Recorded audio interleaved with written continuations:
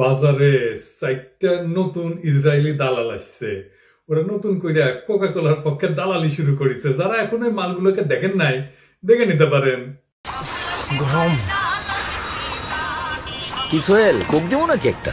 না বাবলু ভাই, এই জিনিস এখন আর খাচ্ছি না। কেন, কি হলো আবার? শোনেন নাই, এটা তো ওই জায়গা। তো খবরটা তুমি কই পাইলা? কেন, সুলতান যে বললো। কি সুলতান সুলেমান, তুমি নাকি কইছো কোক ওই জায়গার? হ্যাঁ, বাসার তো আমার তাই দেখাইলো। সোহেল বলে সুলতান, সুলতান বলে বাসার, আর বাসার বলে আকাশে দেখছিলা।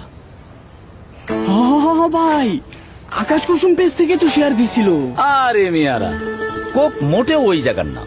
138 বছর ধরে 190টা দেশে লোকে কোক খায়। তুরস্কে খায়, স্পেনে খায়, দুবাইতে খায়, আর ফিলিস্তিনে তো কোকের ফ্যাক্টরি আছে। এই বাচ্চু, কোক দে। কোকে একটা ঢোক দেন, তারপর একটা সার্চ দেন। আজকে এই বিজ্ঞাপনকে সামনে রেখা কোকা কোলা বয়কট বিষয়ে কিছু বিশ্লেষণ করব। আমরা আসলে দেখব যে কোকা কোলার সাথে আসলেই ইসরায়েলের সম্পর্ক আছে কিনা, এই গাজার গণহত্যার দায় কোকা কোলার হয় কিনা, এই গাজার গণহত্যার দায় কোকা কোলার নেওয়া উচিত কিনা। আসেন একটা একটা করে দেখি। কোক মোটেও ওই জায়গার না। 138 বছর ধরে 190টা দেশে লোকে কোক খায়। তুরস্কে খায়, স্পেনে খায়, দুবাইতে খায়, আর ফিলিস্তিনে তো কোকের ফ্যাক্টরি আছে। কইতেছে বিজ্ঞাপনে, কইতেছে শুনলেন তো, 138 বছর ধরে 190টা দেশ কোক খায়। এটা সত্য নাকি ডাহা মিথ্যা?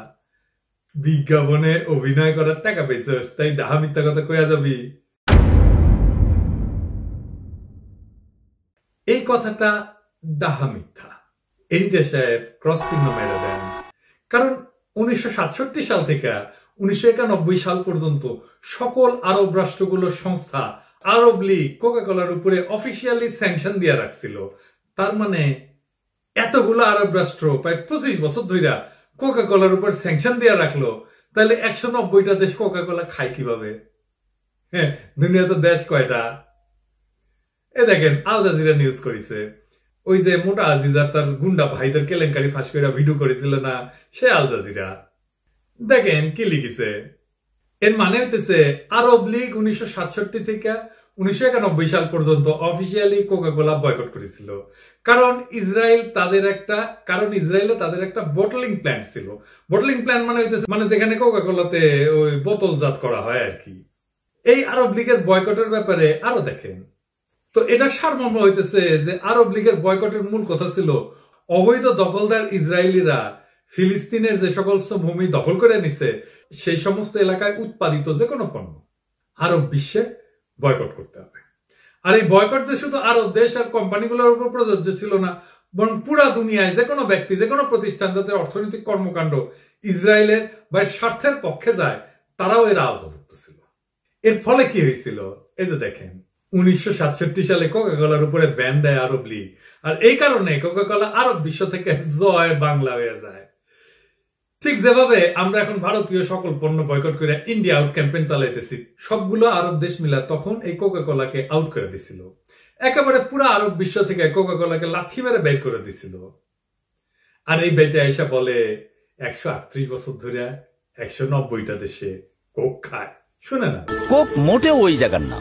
138 বছর ধরে 190টা দেশে লোকে কোক খায়। তুরস্কে খায়, স্পেনে খায়, দুবাইতে খায়, আর ফিলিস্তিনে তো কোকের ফ্যাক্টরি আছে। তাহলে মোট 24 বছর অফিসিয়ালি আরব লীগ যে কোকা কোলা বয়কট করেছে। কারণ কি? কারণ হচ্ছে অবৈধ দখলদার ইসরায়েল ফিলিস্তিনিদের যে সমস্ত জায়গা অবৈধভাবে জবরদখল করেছে সে সমস্ত জায়গায় কোকা কোলা তাদের ফ্যাক্টরি স্থাপন করেছিল। এতে ক্ষতি কি অনেকে কইতে পারে, কারণ কোকা কোলা তার নিজে দখল করে নাই। হ্যাঁ, কথা সত্য। ক্ষতি হইতেছে 1 নাম্বার, ইসরায়েলের এই জবরদখলকে একরকম বৈধতা দেওয়া হয়। আর 2 নাম্বার হচ্ছে আর্থিকভাবে বর্ণবাদী রাষ্ট্র ইসরায়েলকে লাভবান করা হয়। আসলে একটা ছোট উদাহরণ দিয়ে বিষয়টা আপনাদের বুঝাই দিই। ধরেন একদল ডাকাত এসে আপনার চাচাদের বাড়ি এবং তার পাশের বাগান দখল করে নিয়ে আপনার চাচাদেরকে ঘর থেকে বের করে দিল। আপনার চাচা পুরা পরিবার সহ এখন উদ্বাস্ত হয়ে ঘুরে বেড়াইতেছে। এখন এর মধ্যে আপনার গ্রামের মাতব্বর ওই ডাকাত দলের কাছ থেকে আপনার চাচাদের সেই বাগান লিজ নিয়ে লিচু, আম ইত্যাদি গাছ লাগায় ব্যবসা শুরু করলো। এখন মাতব্বর আসলে কি করেছে? মাতব্বর তো কবে যে জায়গা তো আমি দখল করি নাই বাবা, আমি তো লিজ নিছি একজনের কাছ থেকে, তাই না? মাতব্বর যে লিজ নেওয়া সে তো আপনার চাচার ওই জমি যে জবরদখল করছে ডাকাত, ওই ডাকাত দলের বৈধ সম্পত্তি হিসেবে স্বীকৃতি দিচ্ছে, তাই না? সে তো লিজ দিচ্ছে ডাকাতের কাছ থেকে, তার মানে ওই সম্পদ ডাকাত দলের বৈধ সম্পত্তি হইল। 2 নাম্বার, লিজ নিয়ে ডাকাত দলকে আর্থিকভাবে সাহায্য করলো। এই একই আকাম করছে কোকা-কোলা। ঠিক যে কারণে আপনি মাতব্বরের দোকান থেকে মরে গেল আর লিচু আম কিনবেন না, বরং সবাইকে জানাবেন আসলে মাতব্বর কি আকামটা করেছে। কোকা-কোলার ক্ষেত্রে আপনি একই কাজ করা উচিত কিনা আপনারাই বলেন। এখন এই কোকা-কোলার ব্যাপারে এই অভিযোগ কি শুধু আরব লীগের? কোকা-কোলা এই যে আকামটা করছে সেটাকে আরব বিশ্ব একা বলছে? মোটেই না। এই যে দেখেন জাতিসংঘের হিউম্যান রাইটস কাউন্সিল এই ব্যাপারে কি বলছে। 2017 সালে জাতিসংঘের হিউম্যান রাইটস কাউন্সিল কোকা-কোলা সহ আরো কিছু কোম্পানিকে ব্ল্যাক লিস্ট করেছিল, যা টাইমস অফ ইসরায়েল পত্রিকা প্রকাশ হয়েছিল। স্বয়ং ইসরায়েলের পত্রিকা থেকে হেডিং দেখেন, কোকা-কোলা টেভা ইউনাইটেড নেশনের ব্ল্যাক লিস্টে। টেভা হইতেছে একটা ওষুধ কোম্পানি। টেভা কোম্পানি থেকে বাংলাদেশের কিছু কিছু ওষুধ কোম্পানি র ম্যাটেরিয়াল নিয়ে এসে বানায় কিন্তু ওষুধ, আমরা ধরবো এগুলাকে কয়েকদিন পরে। জাতিসংঘের মতে কোকা-কোলা হচ্ছে একটা সেটেলমেন্ট ফ্রেন্ডলি ফার্ম। এর মানে কি? এর মানে হচ্ছে অবৈধভাবে দখল করা ফিলিস্তিনিদের জায়গায় জায়নবাদী ইসরায়েলের নতুন ভাবে বসতি স্থাপন করার ক্ষেত্রে কোকা-কোলা খুব বন্ধুসুলভ। কোকা-কোলার এই সেটেলমেন্ট ফ্রেন্ডলি ভাব দেখার পর আপনার কি করা উচিত? কিন্তু পরে আমেরিকান ড্যাডির চাপে সে ব্ল্যাক লিস্ট জাতিসংঘ পাবলিশ করতে পারে না। এই ড্যাডিরে নিয়ে আলাপটা একটু পরে করতেছি। তো জাতিসংঘ এই কোকা-কোলাকে ব্ল্যাক লিস্ট কেন করেছিল? কারণ খুব সোজা, এরা ফিলিস্তিনে সেই অবৈধ জবরদখল করা জমি থেকে লাভ করেছে আর অবৈধ দখলদারদেরকেও আর্থিক লাভ দিচ্ছে। এবার আসেন দেখি যে কোকা-কোলা ইসরায়েলে কি করেছে। আসেন দেখি কোকা-কোলা ফিলিস্তিনের কোন অবৈধ সেটেলমেন্ট এলাকা থেকে ব্যবসায়িক ফায়দা নিচ্ছে। দেখেন British NGO friends of Alaska লিখছে, এইখানে কোকা-কোলা আসলে কিভাবে বর্ণবাদী ইসরায়েল থেকে সুবিধা নিচ্ছে তার 2টা কারণ উল্লেখ করছে। বলতেছে যে এটাতে কোকা-কোলার একটা ফ্যাক্টরি আছে, এটা হচ্ছে সেই জায়গা যেখানে ফিলিস্তিনিদেরকে জোরপূর্বক উচ্ছেদ করে অবৈধ ইসরায়েলি সেটেলমেন্ট তৈরি করা হয়েছে। এগুলো আন্তর্জাতিক আইনের লঙ্ঘন। 2 নাম্বার হইতেছে কোকা-কোলা ইসরায়েলে এমন একটা ফ্র্যাঞ্চাইজি রাখছে যার এটা অবৈধ ইসরায়েলি সেটেলমেন্ট এলাকায় ব্যবসা করছে। এবার দেখেন এই হুজ প্রফিটের ওয়েবসাইটে কোকা-কোলার সেই ফ্র্যাঞ্চাইজি সেন্ট্রাল বেভারেজ কোম্পানি অবৈধ এই দখলকৃত ভূমি থেকে কিভাবে ফায়দা নিচ্ছে তার বিস্তারিত কিন্তু উঠে আসছে। অর্থাৎ এই সেন্ট্রাল বেভারেজ কোম্পানি বা সিবিসি কোকা-কোলার এক্সক্লুসিভ ইসরায়েলি ফ্র্যাঞ্চাইজ, এদের এই সেটেলমেন্ট জোনে ডিস্ট্রিবিউশন সেন্টার এবং কোল্ড স্টোরেজ আছে। এই ছাড়া সিবিসির একটা সাবসিডিয়ারি কোম্পানি ট্যাবর ওয়াইনারি, মানে এরা মদ বানায় আর কি, ইসরায়েলের ভূমি দখল কইরা অবৈধ সেটেলমেন্টে উৎপন্ন আঙ্গুর থেকে মদ তৈরি করে। কি মজা! অর্থাৎ এই কোকা-কোলা আর তার ফ্র্যাঞ্চাইজি সেন্ট্রাল বেভারেজ কোম্পানি এটার মাধ্যমে অসহায় দরিদ্র ফিলিস্তিনদেরকে বাস্তুহারা কইরা তৈরি সেটেলমেন্টের ক্ষেত্রে 2টা কাজ করছে। এই সমস্ত জায়গায় উৎপাদিত পণ্য ক্রয় বিক্রয় কইরা সে অবৈধ জবরদখলকে বৈধতা দিচ্ছে। 2 নাম্বার, অবৈধ সেটেলমেন্ট গুলোর অর্থনৈতিক উন্নতিতে ব্যাপক সাহায্য করছে। তো এখন এই কোকা-কোলার ফ্যাক্টরি বাংলাদেশে থাকুক আর মক্কা শরীফে থাকুক, এতে কিছু যায় আসে? নির্যাতিত নিপীড়িত ফিলিস্তিনের সাথে গাদ্দারি কইরা তাদের জমি জবরদখল কইরা যে সমস্ত ইসরায়েলরা সেখানে সেটেলমেন্ট তৈরি করছে তাদেরকে অর্থনৈতিক উন্নয়নের সিঁড়ি বানায় দিচ্ছে এই কোকা-কোলা এবং অন্যান্য কোম্পানি, যারা জাতিসংঘের কালো তালিকায় উঠে আসছিল। এছাড়া অন্যান্য নিউজে সাদমান মেহলা সেটেলমেন্টের কথা আসছে, যেখানে কোকা-কোলার ফ্র্যাঞ্চাইজি সেন্ট্রাল বেভারেজ কোম্পানির বিজনেস ফ্যাসিলিটি আছে। দেখেন জেরুজালেম পোস্ট নিউজ করেছে, এখানে বলতেছে যে বিডিএস সাউথ আফ্রিকার মুখপাত্র টিসেটসা মাগামা বলেছেন যে সেন্ট্রাল বেভারেজ কোম্পানি ইসরায়েলের অবৈধ বসতিগুলিতে ব্যবসায়িক কার্যক্রম পরিচালনা করছে, অধিকৃত ফিলিস্তিনের পশ্চিম তীর এবং দখলকৃত সিরিয়ান গোলান হাইটস উভয় জায়গাতে। তিনি আরো বলছেন সিবিসি এবং তার সহযোগী সংস্থাগুলি অবৈধ ইসরায়েলি আর্থ্রাত ইন্ডাস্ট্রিয়াল জোনে একটি আঞ্চলিক বিতরণ কেন্দ্রের মালিক। দেখেন বলতেছে দখলকৃত গোলান হাইটস এর মাউন্ট শিফনের কাছে তাদের একটা ভিনিয়ার্ড এবং একটি দুগ্ধ খামার আছে, মদ এবং দুধ একই সাথে বেচিচ্ছে। সেই সাথে জর্ডান উপত্যকায় সাদমেদ মহলায় অবৈধ ইসরায়েলি বসতিতে অফিসও আছে। এইসবই আন্তর্জাতিক আইনের লঙ্ঘন। এতক্ষণ আমরা যে আলাপ করলাম সেটা থেকে পরিষ্কার কোকাকোলা কি করছে অবৈধ ইসরায়েলি সেটেলমেন্টের জন্য। এইবার আসেন পরের আলাপ। কোকাকোলার সাথে ইসরায়েলের আসলে সম্পর্কটা কি? কোকাকোলার সাথে জায়নবাদী ইসরায়েলের আছে গভীর একটা সম্পর্ক, আর এটা অনেক আগে থেকে চলে আসতেছে। এই দেখেন হারেছে খবর আসছে যে কোকাকোলা ইসরায়েলের জায়নবাদী ইমতিরজু গ্রুপকে $14,000 অনুদান দিচ্ছে। জায়নবাদীদেরকে কেন কোকাকোলা ফান্ডিং করে? অথচ এই সমস্ত জায়নবাদীরাই অসহায় ফিলিস্তিনিদের ঘর বাড়ি দখল করার মূল কারিগর। আবার 2009 সালের সেপ্টেম্বরে ইসরায়েলের প্রাক্তন প্রতিরক্ষা মন্ত্রী ব্রিগেডিয়ার জেনারেল বেনিয়ামিন বেন এলিয়েজারকে সম্মান জানাইতে কোকাকোলা গ্লোবাল হেড অফিসে একটা বিশেষ সম্বর্ধনার আয়োজন করছিল। আর এই ব্রিগেডিয়ার জেনারেল কে? একজন ওয়ান্টেড যুদ্ধাপরাধী। ইসরায়েলের সাথে কোকের এমন বিশেষ সম্পর্ক যে কোকাকোলা প্রত্যেক বছর আমেরিকা ইসরায়েল চেম্বার অফ কমার্সের স্পন্সর করে। আর কি পিরিত! 2009 সালে এই পুরস্কার দেওয়া হয়েছে ইসরায়েলের লবি AIPAC কে, যাদের কারণে জাতিসংঘে সিজফায়ার করার আহ্বানকে আমেরিকা মাইনা নিতেছে না।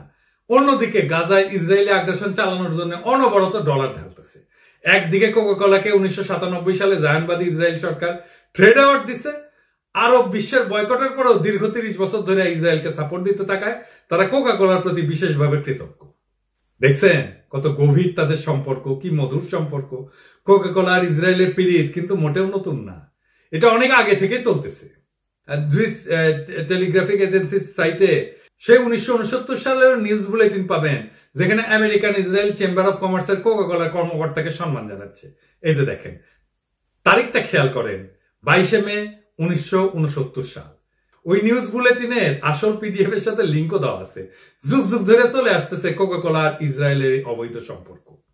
আবার এইদিকে কোকাকোলা বিশাল জনদরদি চাইজা ইউক্রেনের সাধারণ মানুষের প্রতি সহমর্মিতা প্রকাশ করতে রাশিয়াতে তাদের ব্যবসা বন্ধ করে দিচ্ছে। বা বেশ ভালোই কাজ করছে। তো ফিলিস্তিনে এই যে গণহত্যা করছে ইসরায়েল, হাজার হাজার নিরীহ মানুষকে মেরে ফেলছে, কোকাকোলা কি ইসরায়েলে তাদের ব্যবসা বন্ধ করবে না? নাকি শুধু ইউরোপীয় সাদা চামড়ার জীবনের মূল্য আছে কোকাকোলার কাছে? এশিয়া বা আরবদের হইলে জীবনের দাম থাকে না? নাকি গাজাতে আরো অনেক মানুষ মারা গেল কোকাকোলার ইসরায়েল প্রীতি যাবে না? আবারও দেখেন কোকাকোলা কিভাবে ইসরায়েলে বড় বড় ইনভেস্টমেন্ট করছে। এই জুইস নিউজ নর্দার্ন ক্যালিফোর্নিয়াতে লেখা হয়েছে যে কোকাকোলা জেনারেল ইলেকট্রিকের মতো কোম্পানিগুলোকে জায়নবাদী ইসরায়েলে ক্লিন এনার্জি টেকনোলজিতে অনেক ইনভেস্ট করছে। আর এই টাকা ওরা কই পাইছে? আপনি যে কোকাকোলা কিনি তার লভ্যাংশ থেকেই তারা জায়নবাদী ইসরায়েলকে দিনে দিনে ফুলায় ফাপায় তুলছে। আর এই তথ্যগুলো স্বয়ং বিভিন্ন জায়নিস্ট মিডিয়া থেকে আনা, তাই এটাকে মিথ্যা বলে দাবি করার কোনো সুযোগ নাই। তো এই the juice news of Northern California কিংবা জুইস টেলিগ্রাফিক এজেন্সি তো ইচ্ছা করে ইসরায়েলের বিরুদ্ধে মিথ্যা নিউজ করবে না, তাই না? আরো দেখেন একটা ছবি যা হাজারো কথার সমান। এই যে দেখেন ছবিটা, ম্যাকডোনাল্ডস আর কোকাকোলার যৌথ স্পন্সর প্যাকেট জায়নবাদী ইসরায়েল সেনার হাতে সে নিয়ে যাইতেছে গাজায় আক্রমণ করতে যাওয়ার আগে খাইতে দিছে, ফ্রি দিছে খাইতে। এখন আপনারা বুঝে নেন বর্ণবাদী ইসরায়েলের সাথে কোকাকোলার সম্পর্ক কেমন মিষ্টি। আর আমাদের কি করা উচিত? আজ দেখেন কি কইছে, শুনেন। 138 বছর ধরে 190টা দেশে লোকে কোক খায়। তুরস্কে খায়, স্পেনে খায়, দুবাইতে খায়। আর ফিলিস্তিনে তো কোকের ফ্যাক্টরি আছে। এই বাচ্চু কোক দে। কোকে একটা ঢোক দেন, তারপর একটা সার্চ দেন। তুরস্কে নাকি কোকাকোলা খায়, স্পেনে খায়, দুবাইতে খায়।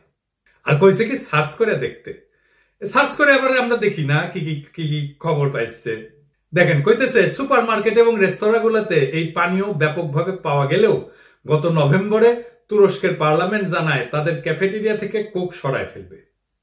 পানীয় শিল্প বিশ্লেষক গ্যারেট নেলসন বলছেন, ফেব্রুয়ারিতে মার্কিন সোডা সংস্থাগুলোর আয়ের প্রতিবেদন বিশ্লেষণ করলে প্রভাবটি আরো স্পষ্ট হয়ে উঠবে। কোকের তুরস্ক পরিবেশকের বিক্রিও কমে গেছে। তুরস্কে কোকের বিক্রি চতুর্থ প্রান্তিকের ভলিউম 22% হ্রাস পাইছে, যা অবশ্যই একটা সংকটময় পরিস্থিতির কথা প্রকাশ করে। তুরস্কে খায়, হ্যাঁ।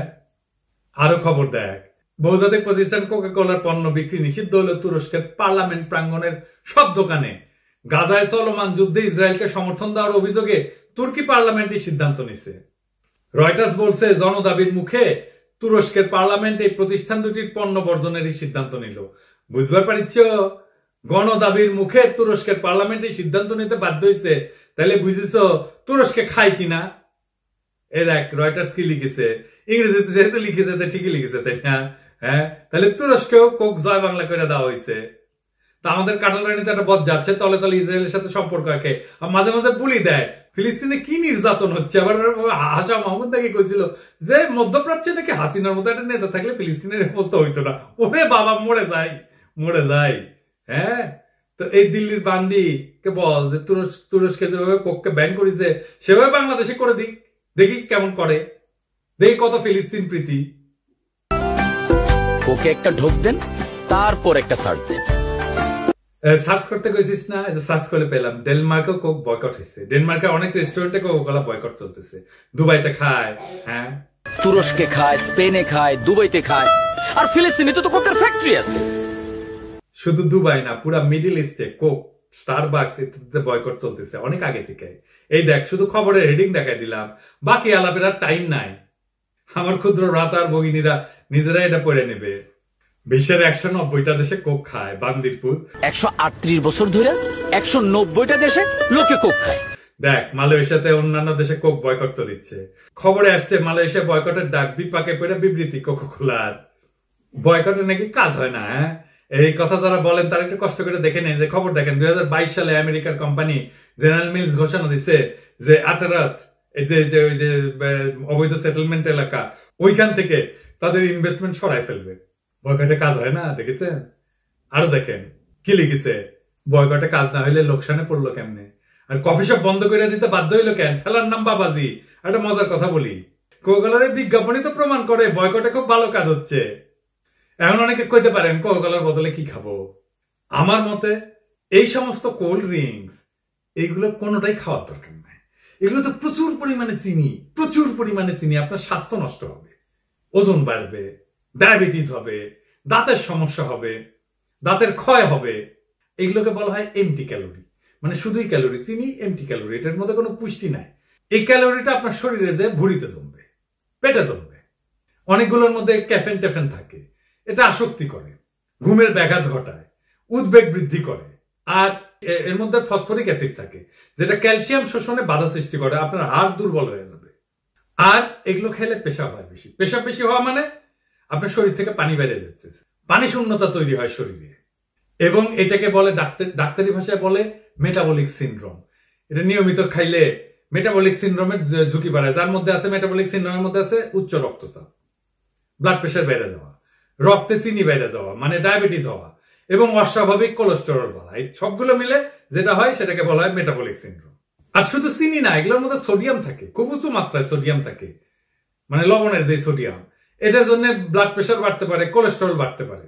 এবং এটা অনেকে হজমের জন্য খায়, এটা আসলে হজমের সমস্যা করে, এটা কার্বনেশন বলে, ফুলে যায় এবং অস্বস্তি সৃষ্টি করে, এটার ফলে হজমের সমস্যা হয়।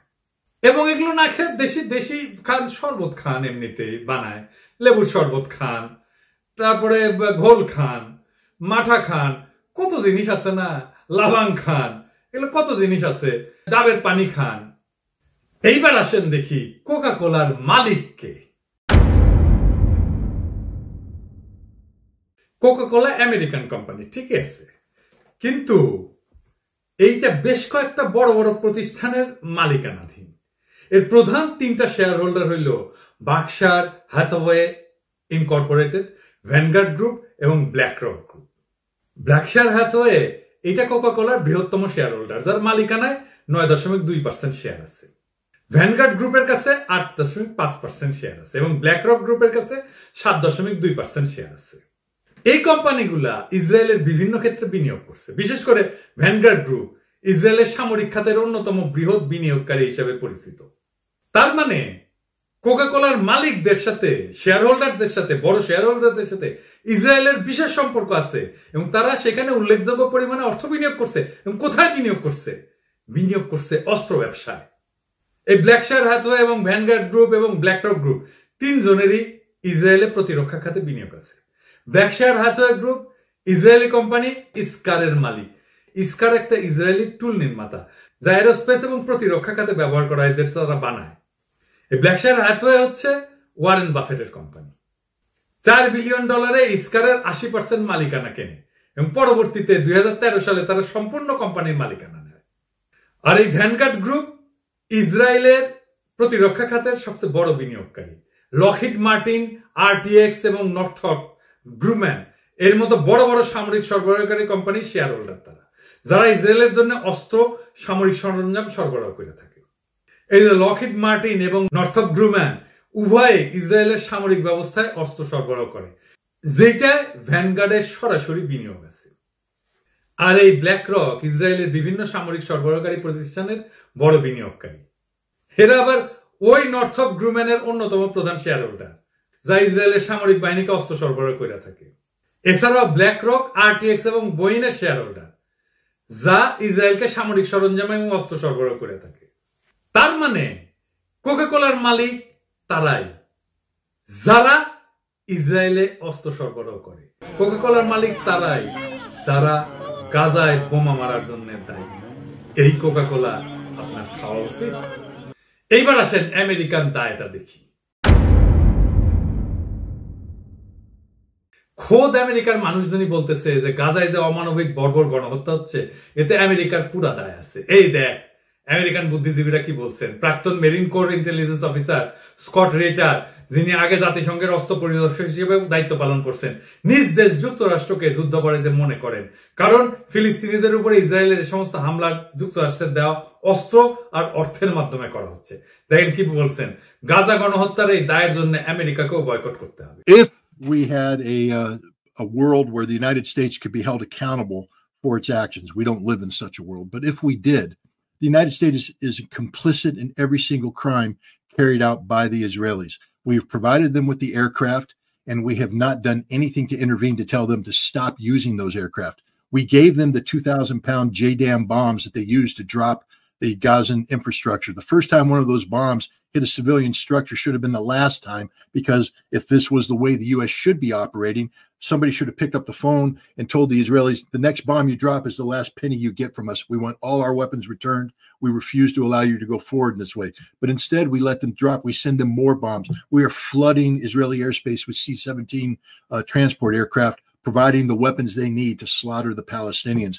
We are the war criminals. এই ভিডিওতে এই ব্যাপারে বিস্তারিত আলাপের সুযোগ নাই। সামনে কোন এক ভিডিওতে ইসরায়েলের ড্যাডি আমেরিকা সবকিছু আলাপ করার ইচ্ছে থাকলো।